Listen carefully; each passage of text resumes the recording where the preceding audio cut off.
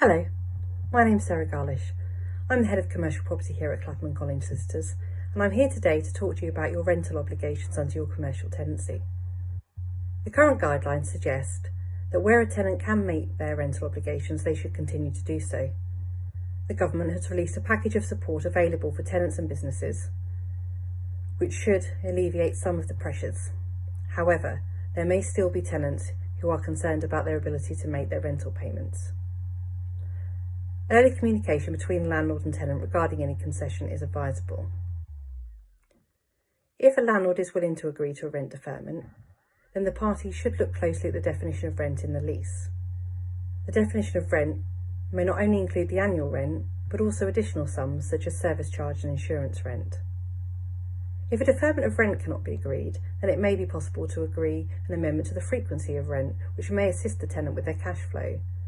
Many commercial tenancies are payable quarterly. However, it may be possible to agree to pay the rent weekly or even monthly. A landlord may have the benefit of a rent deposit deed. It may be possible for the landlord to utilise some of the rent deposit as an interim measure to assist their own financial position during the COVID-19 crisis, and agree with the tenant that the top-up provisions will apply at a later date.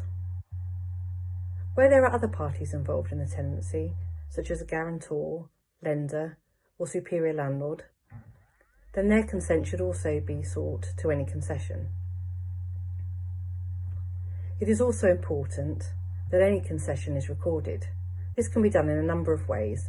For example, a deed of variation, which could be registered at the land registry, or a side letter, which could be signed by both parties and attached to the lease.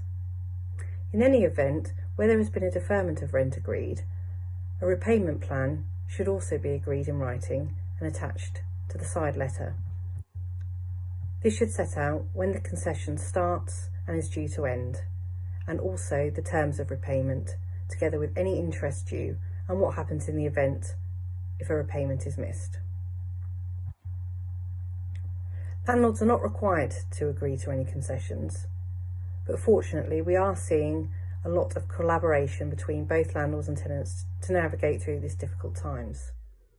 The government guidelines currently suggest that no business will be asked to forfeit their lease and forced out of their premises if they miss a rent payment during the government's protectionary period up to the 30th of June, which the government may of course extend. If you would like any advice during this time in agreeing any concessions under your tenancy, or any advice on drafting side letters, please do get in touch.